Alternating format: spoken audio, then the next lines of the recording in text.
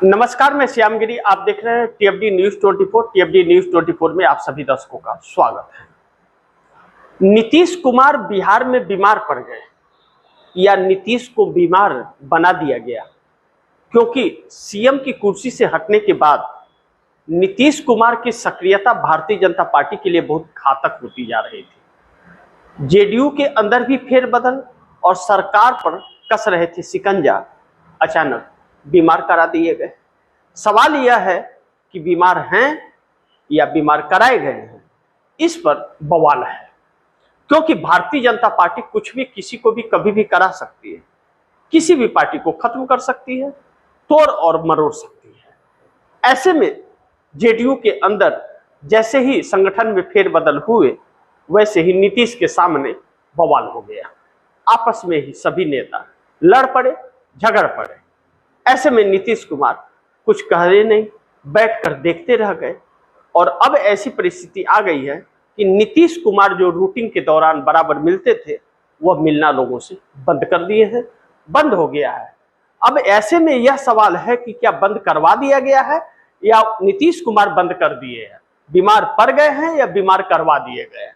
संजय झा कार्यकारिणी अध्यक्ष का एक बयान आया, उन्होंने कहा कि मैं पार्टी से 1 मिनट में इस्तीफा दे दूंगा।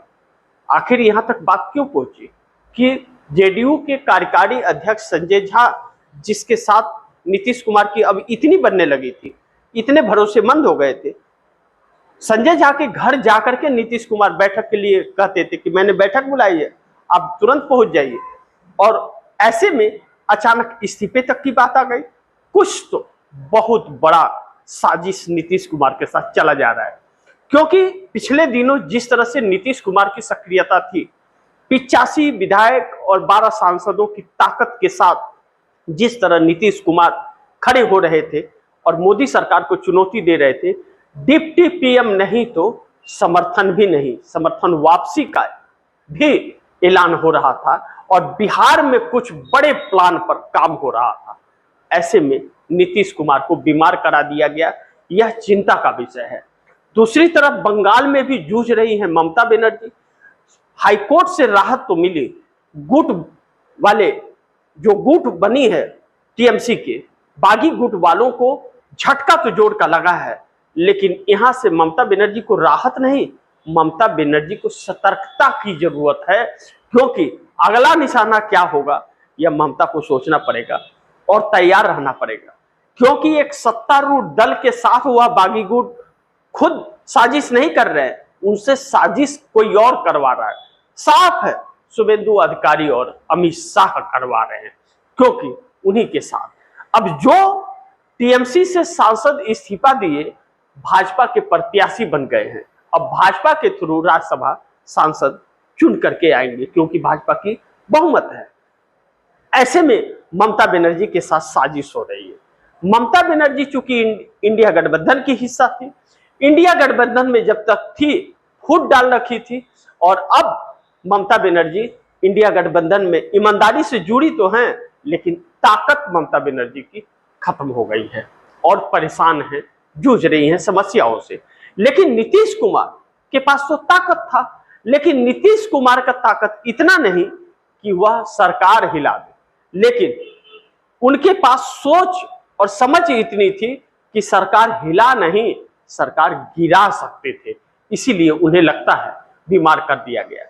चंद्रबाबू नायडू भी बहुत अब गंभीर हो गए हैं। अब चंद्रबाबू नायडू को भी सोचना पड़ेगा।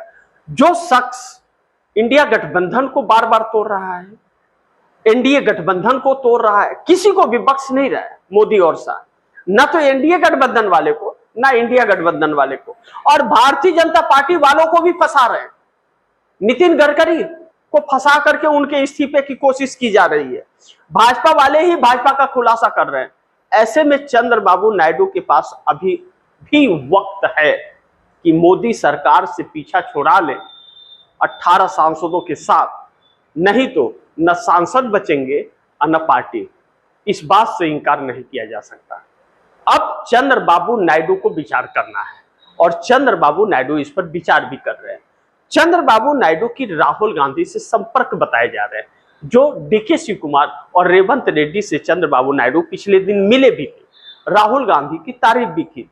भारतीय जनता पार्टी की नजर चढ़ गई है।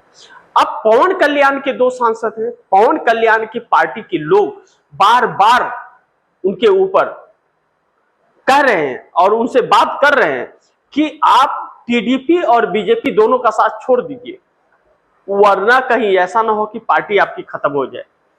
आप ऐसे शख्स के साथ में जुड़ गए हैं कि वह किसी को भी नहीं बख्शेगा। लेकिन पवन कल्याण और नायडू अभी भी एनडीए गठबंधन के हिस्सा बने हुए हैं और यह उनके 18 सांसद दोनों की मिला करके किसी भी वक्त तोड़े भी जा सकते हैं, क्योंकि मोदी चक्रव्यूह में फंसे हुए हैं और इन्हें चक्रव्यूह से निकलना है तो फिर इन्हें यह काम करना ही पड़ेगा। क्योंकि भारतीय जनता पार्टी के 240 सांसदों में से सिर्फ 104 सांसद मोदी शाह के साथ हैं, बाकी 136 सांसद जो हैं वह आरएसएस या ओरिजिनल भाजपाई हैं, जो मोदी से बिल्कुल भी भरोसा नहीं करते। ऐसे में कभी भी बगावत भी हो सकती है। नितिन गडकरी के बयान यह बता रहे हैं कि भाजपा की सरकार अब ज्यादा दिन नहीं रहने वाली है, बहुत जल्द मध्यवर्ती चुनाव की तरफ देश बढ़ने वाला है। क्यों? क्योंकि इंडिया गठबंधन खत्म हो चुका है, उसका वजूद रहा नहीं और एनडीए गठबंधन में दरारें पड़ रही हैं और भारतीय जनता पार्टी का संतुलन रहा नहीं। ऐसे में भारतीय जनता पार्टी का संतुलन बिगड़ने का मतलब है दो फाड़ होगा। इसीलिए घटक दलों को भी छिन्न भिन्न किया जा रहा है और इस छिन्न भिन्न में बाजी क्या नीतीश कुमार के हाथ लगेगी, चंद्रबाबू नायडू के हाथ लगेगी, या फिर दोनों को तोड़कर अमित शाह बाजी मार ले जाएंगे। यहीं पर पेच फंसता है। अमित शाह को 272 चाहिए उन्हें प्रधानमंत्री बनने के लिए या डिप्टी पीएम बनने के लिए। उन्हें डिप्टी पीएम बनने से रोका जा रहा है भारतीय जनता पार्टी के द्वारा। आरएसएस, नितिन गडकरी, शिवराज सिंह चौहान, राजनाथ सिंह, देवेंद्र फडणवीस, योगी आदित्यनाथ एक हो चुके हैं। यह रोक रहे हैं क्योंकि अमित शाह अगर डिप्टी पीएम बन गए तो पीएम वही बनेंगे, यह निश्चित हो जाएगा। हर एक नेता लड़ाई से दूर हो जाएगा। जबकि भारतीय जनता पार्टी का पीएम या अध्यक्ष पार्टी का जो होता है आरएसएस के द्वारा नियुक्ति होता है। नितिन गडकरी को निपटाने की कोशिश जिस तरह से मोदी कर रहे थे, निपटा नहीं पाए, बल्कि एथनॉल पर नितिन गडकरी ने मोदी और पेट्रोलियम मंत्री हरदीप सिंह पुरी का सारा भंडा फोड़ दिया।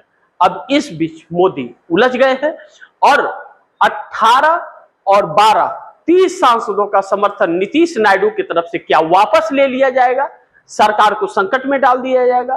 अब तो ऐसा हो गया कि भारतीय जनता पार्टी के ही नेता सांसद राहुल गांधी को मदद करते हुए नजर आ रहे हैं।